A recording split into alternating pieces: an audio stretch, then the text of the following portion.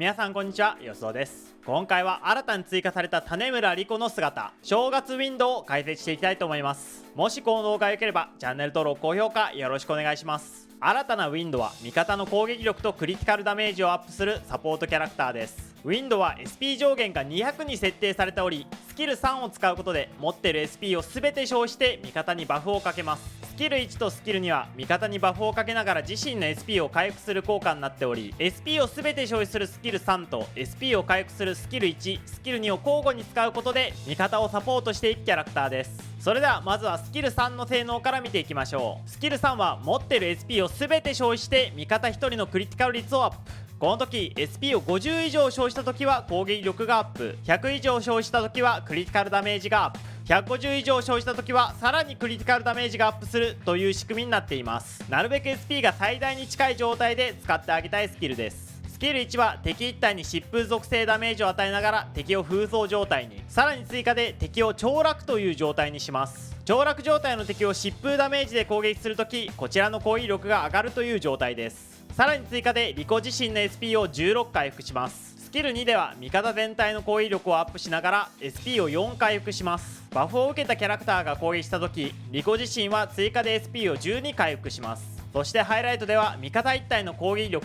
クリティカルダメージをアップし、さらに追加で味方全体の SP を20回復してくれます。リコの使い方ですが、疾風波で使う場合はスキル3とスキル1を交互に使う、それ以外のパーティーで使う場合はスキル3とスキル2を交互に使うという形で OK です。味方の SP を回復しながらバフをかけてくれるのが新しいウィンドの特徴になってます。新ウィンドのスキル一覧はこのようになっています。ウィンドが与えるバフの量は全てウィンドのクリティカルダメージに依存しています。パッシブスキルとしてはスキル3を使った時、味方に追加でつぼみという状態を付与します。つぼみ状態の味方はスキルが1段ヒットするために花弁を獲得し、花弁1層につき攻撃力が30アップ、5層に達すると追加で攻撃力、10層に達すると追加でクリティカルダメージがアップします。多段ヒットアタッカー向けのスキルになってますね。さらに戦闘中 SP 回復の数値だけリコ自身のクリティカルダメージがアップします。 SP 回復最大 450% でクリティカルダメージは 84% アップします。このようにリコは多段ヒットアタッカーと相性抜群で SP 回復とクリティカルダメージの値が重要なキャラクターになってますね。ウィンドの武器効果一覧はこちらになってます。星5武器はウィンドに重要なクリティカルダメージを上げてくれて、さらに自身以外のクリティカルダメージもアップ。 SP を消費するスキル3では追加で味方の余ダメージも上げてくれます。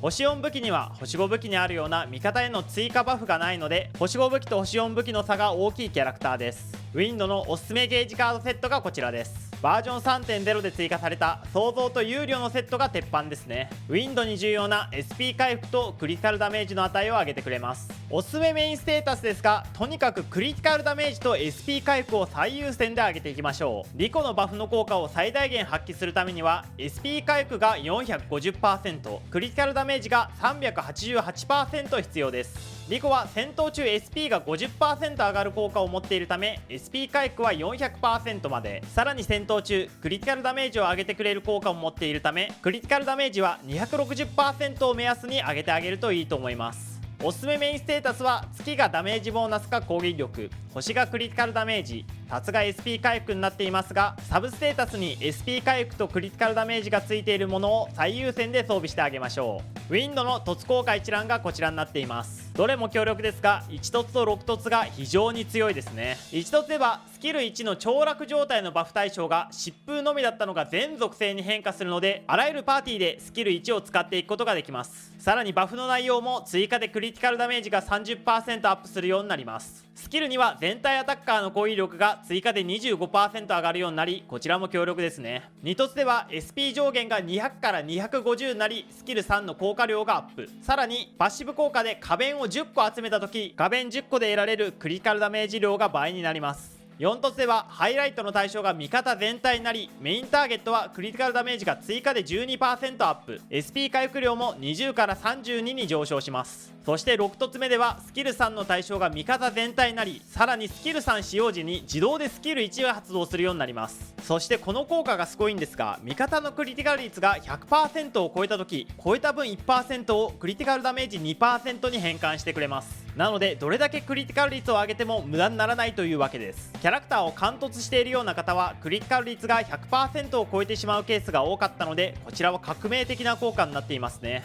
基本的に P5X のキャラクターはキャラ1凸より武器が強いことが多いですが、1凸することで活躍できる場面が大幅に広がるため、星5武器を引くよりもキャラクターを2体引いてあげる方がいいですね。もちろんその後星5武器を引いてあげればさらに強力になります。それではウィンドのおすすめパーティー編成を紹介していきます。ウィンドはどんなパーティーのサポーターも務めることができますが、特に疾風アタッカーと多難ヒットアタッカーを強烈にサポートしてくれます。なのでモンと FS のパーティーとの相性は抜群です。ヒーラーが必要な場合はモンとウィンド、モナ、ヒーラーが必要ない場合はモナの枠をホーラーやコードなど他のサポーターと変えてあげましょう。ただ現状無凸の段階であればモンとバ以外では既存のサポーターであるコードやリオンの方が優先されます。基本的にはコードが一番優秀で、星5武器を持っている状態であれば同じく星5武器を持っているリオンと同程度、星5武器を持っていない状態であれば星5武器を持っているリオンよりも性能がやや劣るといった感じになっています。もちろんウィンドには SP 回復能力があるため SP 回復が必要な長期戦の場合はウィンドの方が優先されるんですが、現状そういうコンテンツはほとんどないんですよね。今後そういったコンテンツが増える可能性はありますが、それ以外の場面では他のサポーターを優先してあげると良いと思います。それでは最後に正月ウィンドの強み弱みについてまとめていきましょう。新たなウィンドの強みはその SP 回復能力。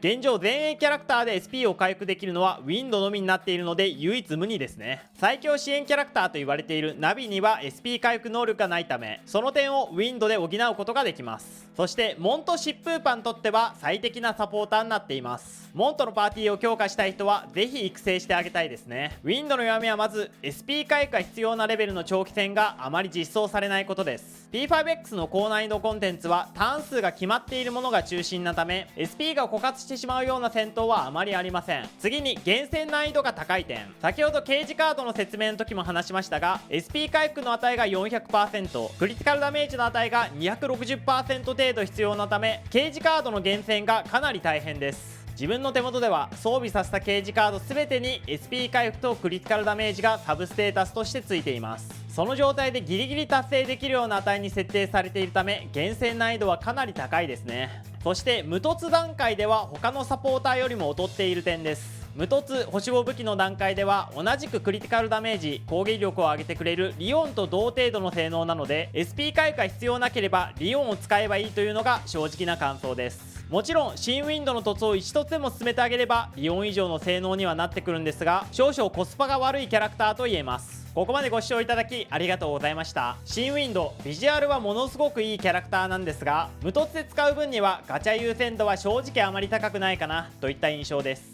ですが凸を進めていけばいくほど強くなっていきますし、無凸の段階でも現状単体アタッカーとして強力なモンとのパーティーとの相性は抜群になっているので、活躍の場はきちんと用意されているキャラクターになっています。これから SP 回復が必要なコンテンツが増えていく可能性もありますしね。このチャンネルではこれからも P5X の攻略情報をどんどん発信していくので、もしこの動画が良ければチャンネル登録高評価よろしくお願いします。それではまた次回の動画配信でお会いしましょう。さようなら。